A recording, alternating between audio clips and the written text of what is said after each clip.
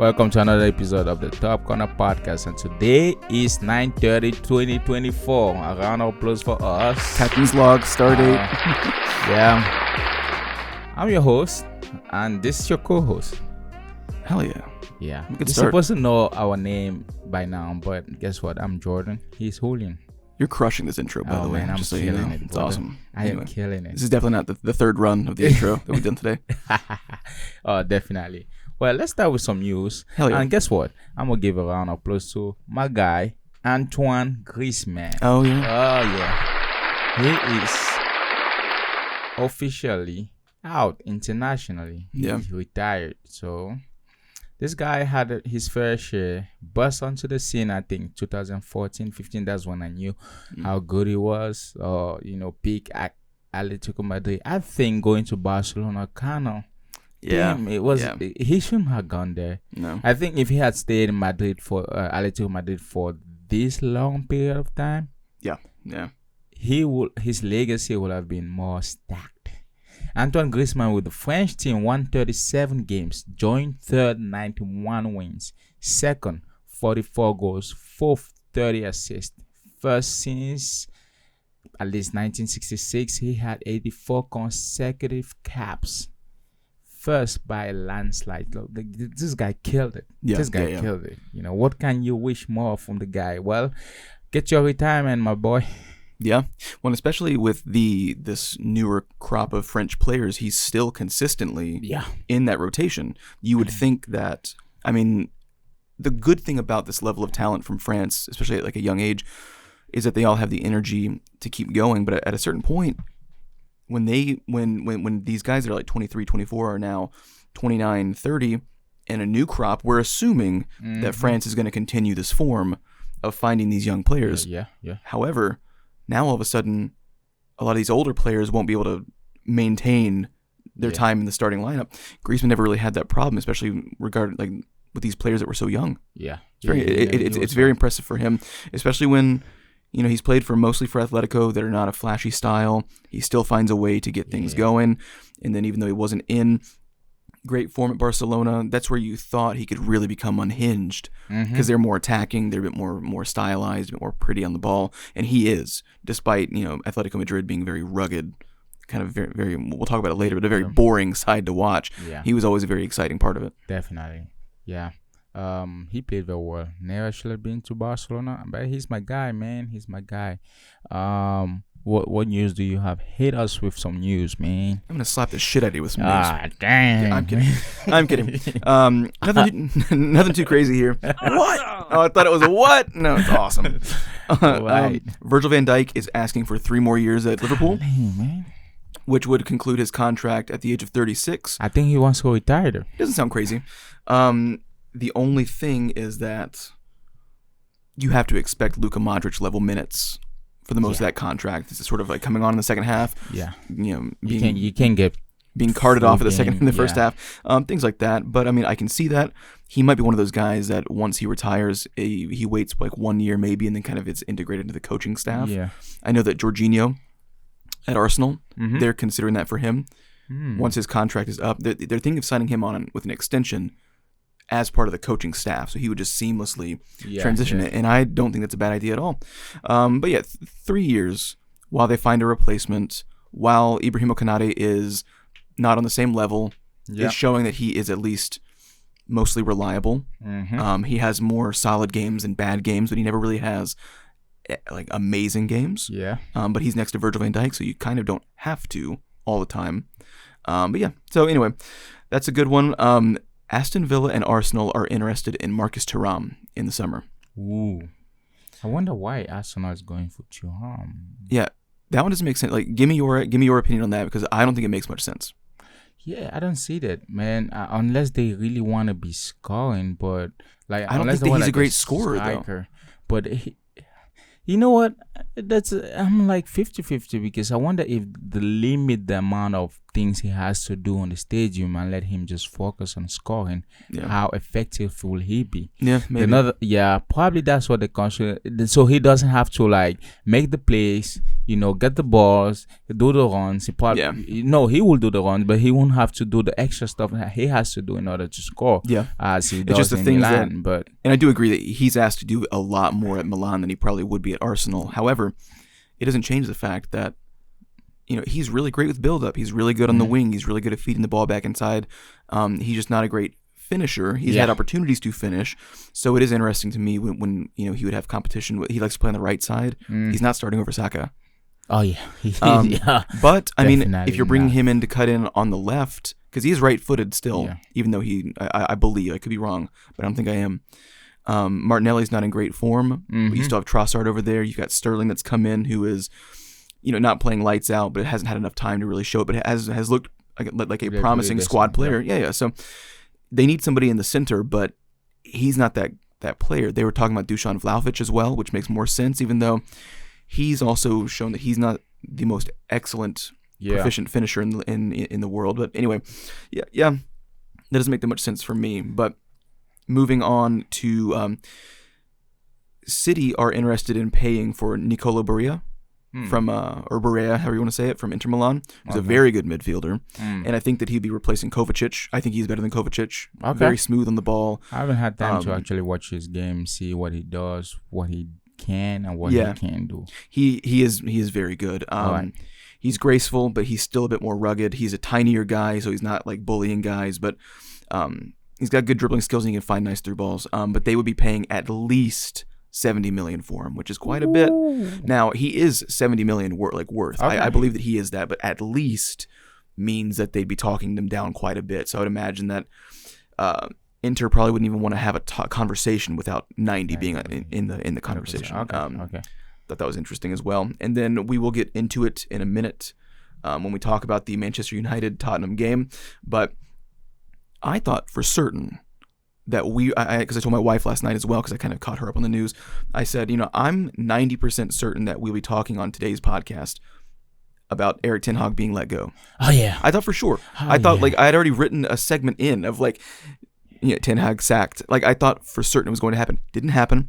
But at this moment, if they were to terminate his contract right now, it would cost United $17.5 million to fire Erik ten Hag right now. But are they paying the... after they terminate you? I thought they were not paying it, because it's a thing in Spain. I think I told you that. I don't know if I told you, but all the coaches wanted to strike because they were thinking that after they terminate your contract, they don't pay you anymore. So the coaches wanted to strike. So I guess in England it's not the same thing there. Yeah, I mean it would essentially have to pay out a percentage of the contract because it didn't sign. Yeah, so who the hell is signing this contract, man? We gotta get this jumbo mumbo guy and just push him off the cliff or something. I mean, if anything, you just say, because 17.5 is a lot. Yeah, but if you were to cut ties at 10 million, so then you're just you've got some math geek in the corner of your office saying, all right, count down the days, the hours until the remainder of that contract is worth 10 million, and then send him on his fucking way, because we can't do this anymore. Yeah, you can't, right? Anyway, we'll get to that. We'll talk more about that. That's all my news that I just wanted to add another piece of news real quick. Trent Alexander, we just don't know. It's a rumor right now, but we don't know how his contract will end up or where he will end up in the next 3-4 months, because his contract is coming to an end, I think, in December. And he will need renewal. And you know how we do it, Madrid. We come knocking when we don't have to who's pay. We? You? We. Yeah. We, mon ami. We.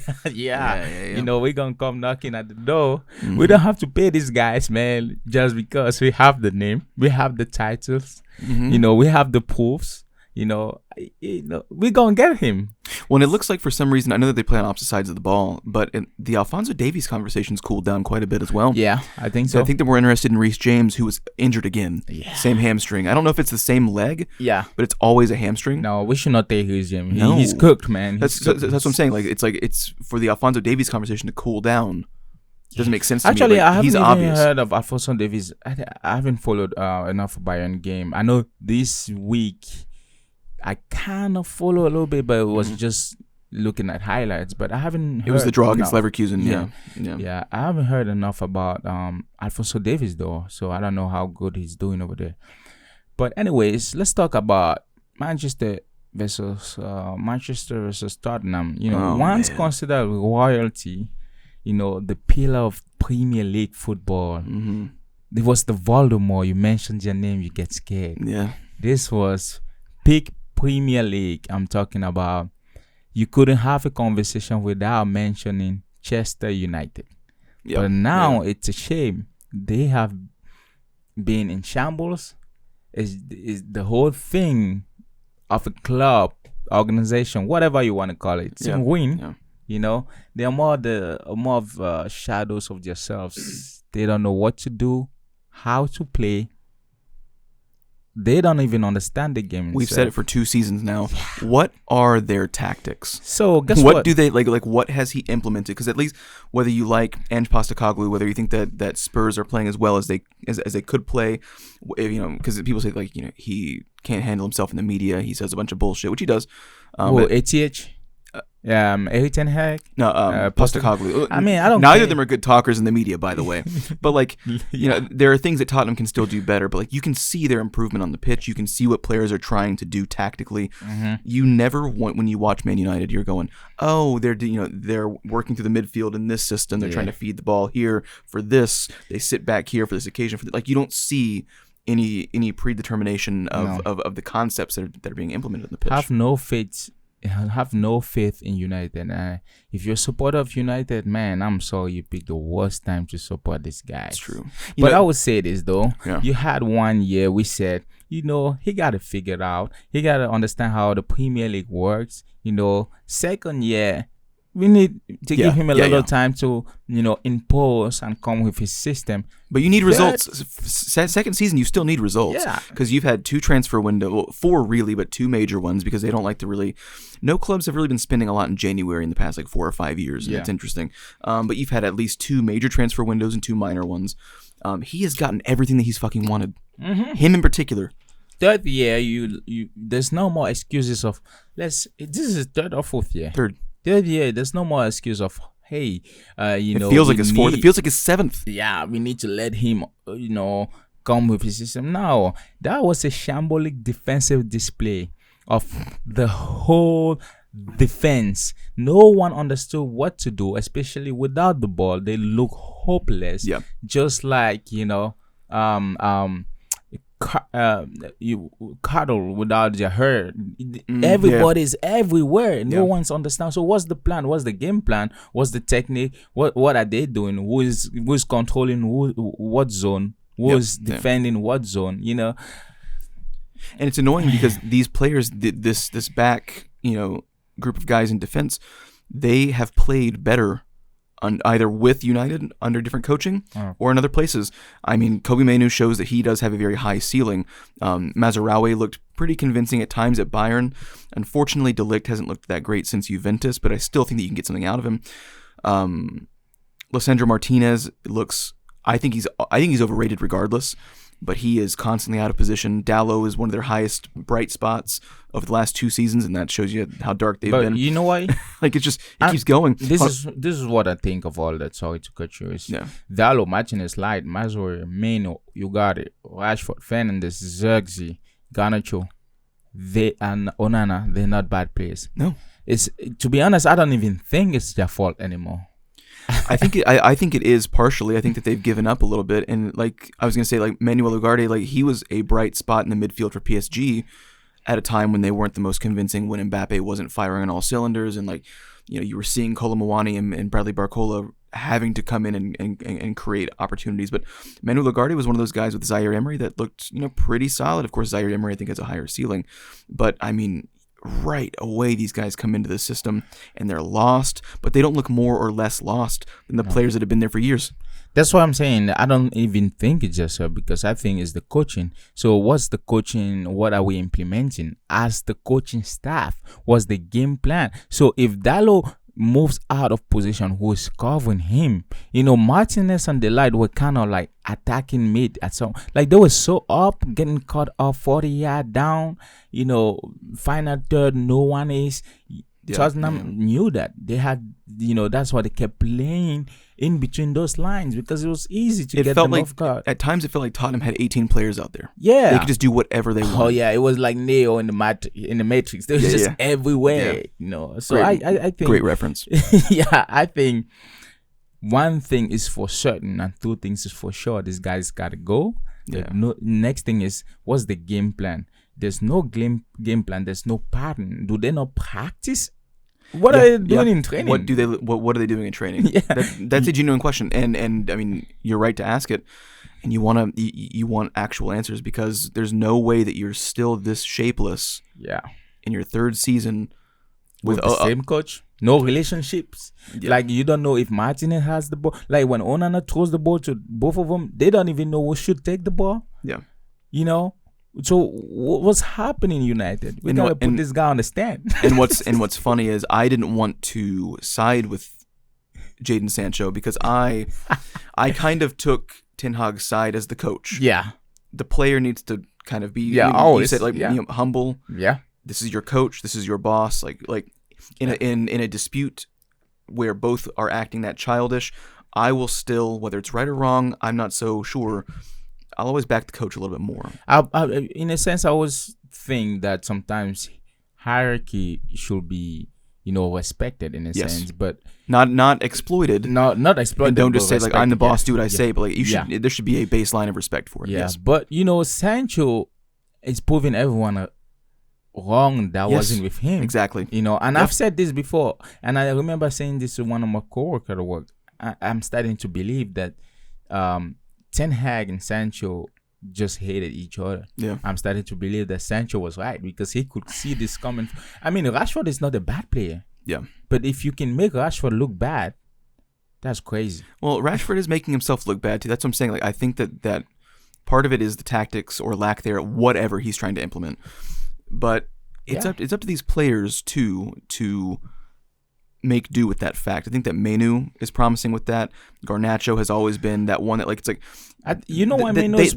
they all know that it's a mess. They all know it equally, but there are certain players out there that for some reason are working a little bit harder to overcome that, and Rashford's not one of those that's working hard to overcome it. I would tell you one. I would tell you Manu and probably Xerxes might seem like they're working hard because they're young. They want to prove themselves. Yeah. When you've already been there, you expect a certain level of pattern. What are we playing of game style, of gameplay, of game plan? So if there's no game plan, we're all lost. You can tell me Mazraoui was playing last year at Bayern.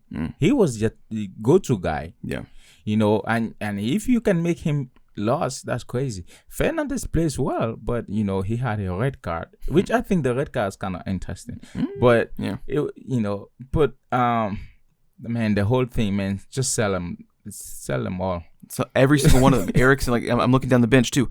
Eriksen, Casemiro, Johnny Evans, Johnny Evans, Dalot, Mount, how is he still there? Victor Lindelof is still there. Oh my God. Timo Werner is also an interesting player. Dude cannot score to save his life, man. With all those, United even got it easy because if Son was there, oh Lord, they probably would have finished this game with at least 5-0. I'm talking about a good bit down. It was gonna look like a toxic relationship where your husband just beat the hell out of you. That's what it's gonna look like. Yeah, no, it would have been really unfortunate if they had been there. But man, Kulusevski played very well. Yeah. I liked him, man. That run by Van de Ven. Man, that was a good run. This guy just pointed. He's so fast. Yeah, he's so fast. Actually, I think the commentator was saying like something about him being the fastest or something in the Premier League. Yeah, this guy just went on. And you know what's crazy? Like I said, Mazraoui, like you didn't even know where they were at, and he just knew the defense was so discombobulated and can't do nothing that he just pointed straight and just cut it back. Yep, and you could tell the entire United midfield. Well, because really, that's the run was 70 yards. The run started with the United attackers just letting him go, going, midfield's going to pick him up, and midfield's kind of jogging. They're like, oh, backline's going to pick him up. And the backline's like, wait, what? Yeah. And you're just like, it was unbelievable to see. And it's like, he is the fastest player in the Premier League, but closing down that lane. Mm-hmm. Like there were just so many opportunities for someone to step in, or not have that giant avenue waiting for him to take. Yeah. And it's such a simple thing to prevent. He is fast. He's done things similar to that, and he can do things similar with less space. But if you give him that much space, he can run the length of the pitch. But that's crazy though that the defender is that fast. I mean, the guy from Liverpool. You just said his name. I forgot again. These days I'm really bad with Konate. No, not Konate. The other guy, the Dutch guy.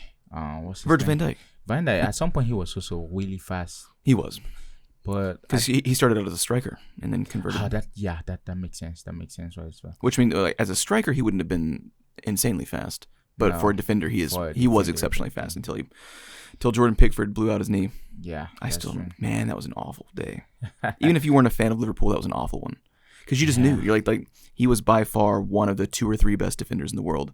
Oh, yeah. And you just knew I it's just not wonder going to what happen. would have happened if he had never been injured. Even though he is getting old, I feel like he would have still be top 2 or top 3. He would have. Yeah. He would have. Because dude was so fast. I remember FIFA, man. 2019. Oh, Lord. I played Liverpool at that time. It don't matter how good you were. If you pass me and I'm sprinting with Van Dijk, he's getting you back. Yeah, and now it's Militao in FC like 24 or whatever. Like, and he's fast, but I don't think he's that fast because he has like a 92 pace in FIFA 24. Like you're just like 92 for defenders. You can get him up there on those stats if you're playing career mode. You get him up to about like 90. You know what? It's crazy.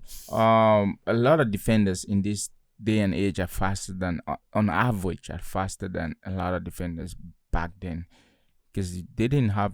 Well, they had defenders that were fast, but I'm talking on average. If you had to compare quantity, back then and quantity back now, on average, they're faster. And they were probably on average just a little bit better at marking back then as well, because they didn't have the pace.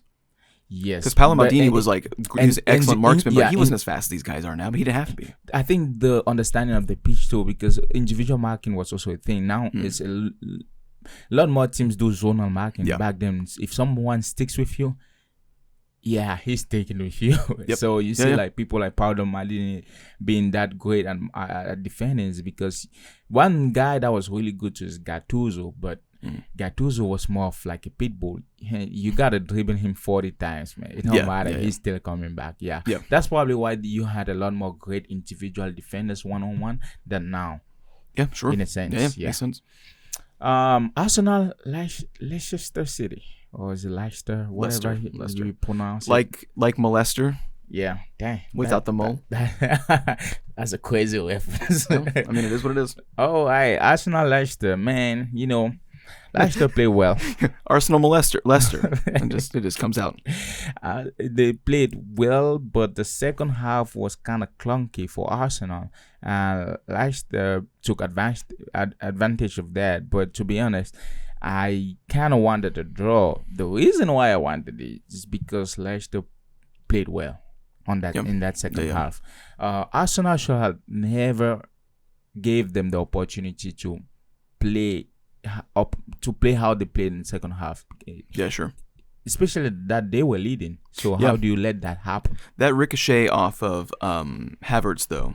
I think it was Ndidi that gets he gets the goal, but when he heads it in off that free kick, it comes off Havertz, and like that one's unfortunate. Yes, it's like it wasn't like a build up and play or poor marksmanship. It's just that those happen, and you can't. I mean, like you have to mitigate all of those potential issues. But like you talking about the first goal? Yeah. Sometimes like ricochets like that, and you just go okay, like that one was just gonna go in. But Did you see the second goal though, man? Yeah. There's no way you're taking that. Man, that goal is so good. Oh la la. That's what I'm saying. Like it's like you. You can't do much about the ricochets. But you hope that and a wonder goal don't coincide in the same game. But they do, and you're like, oh shit, great. I think it's also because they were kind of relaxing at the defense, which you can't do. That's another thing that I wanted to ask. Do you think that the Champions League prepared with what how they played against Leicester City? Because in the Champions League, it would be difficult to do a comeback. Yeah. And also you don't want to let that happen because our games are serious. So And they play against Paris Saint-Germain tomorrow. Well, when this episode comes out, you'll probably get this episode 3 or 4 hours before the match starts. Yeah. I mean, look, and they don't have a great goal difference right now. And I mean, it's still early on in the season, but I mean, it's not super early in the season. They've got 6 games under their belt, and you're looking at 12 goals for and 5 allowed. Yeah. That 5's a little high. 2 of them came from one matchup with a ricochet and a wonder goal, obviously. So, like, but you also don't want to sugarcoat things either, especially if you are a supporter of the club, because, you know, it's equal measures of being honest as a supporter and being supportive as a supporter. But like bullshitting yourself or anything worse, like bullshitting other people. Like you're a salesman, and it's like, you don't have stock in the club, dude. Shut the fuck up. This current run is not as tight as last season in terms of conceding goals. Now, it was the best goal difference in the league by quite a bit last season by the end, so it's like that is high levels to try to reach. But you did it. You've done nothing but improve your squad since then. So you hope that a run in the next 4 or 5 games can see your goal difference start to separate some more. Because, I mean, it looks like even if Man City are losing big players to injury, I mean, it was 5 points and then it was 2 points. What if you draw on points? Now you're down to a goal difference. Like it keeps getting tighter and tighter every single year. So I wouldn't be surprised if goal difference really does end up impacting the outcome of the season. But I'm very excited to see this random PSG Arsenal matchup with no second leg. It's just a very strange format. I kind of like the Champions League format. This season, I like it. It's growing on me. Those random home and away thing. I don't know. You like the home and away? No, like kind of like the new one. This league state, it makes it matter a little bit more. I think everything kind of feels like a potential like knockout tournament. In a way. You know, I guess I'm still 50-50. I'm 50 because I like this one. It's new, and I like how random it is and how prepared you have to be, because there's no return. There's no second leg to figure out the next guy. It's not as fair or even, but it means that you have to step up. Like PSG playing away from home and not getting that rematch against Arsenal. I mean, they're going to be forced to play as if they're playing at home.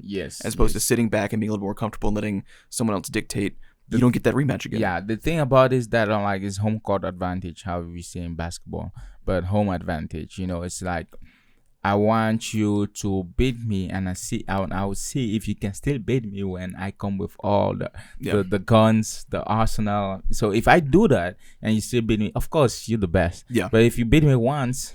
I like it though, because it reminds me a little bit of the NFL, where you know there are 32 teams, but there are 16 match weeks. Well, 17 match weeks, but you have 16 matches. You're not playing everybody.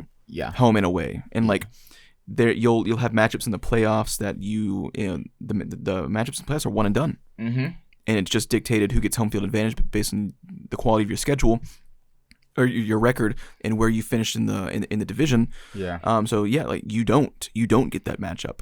That second one, so it's like it makes it matter a little bit more. Of course, in the NFL they do it because it's such a full contact sport that you couldn't play all 31 other teams home and away and then do play. Like you just couldn't do that. Everyone would die. Literally, there would probably be some people that would be like very seriously injured by the end of the season. But this kind of just mirrors that a little bit. That sort of like the stakes are a little bit higher. Is it fair that PSG don't get that matchup against Arsenal at home? No, it's not. But it was the luck of the draw. You get 4 home, 4 away. Deal with it.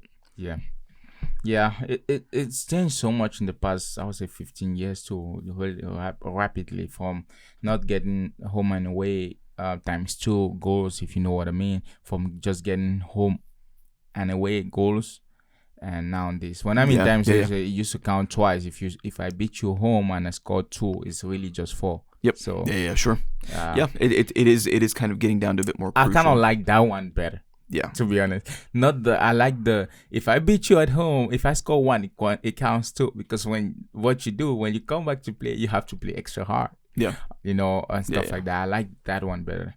But I'm excited about this one because of how fair it could be, and on a random day, without the second leg, a random small club can beat you and could be qualified at the actually and top 8, so it's pretty good. And then one of the other matchups that's on the same day, I won't be able to watch it because I'm only going to be able to watch.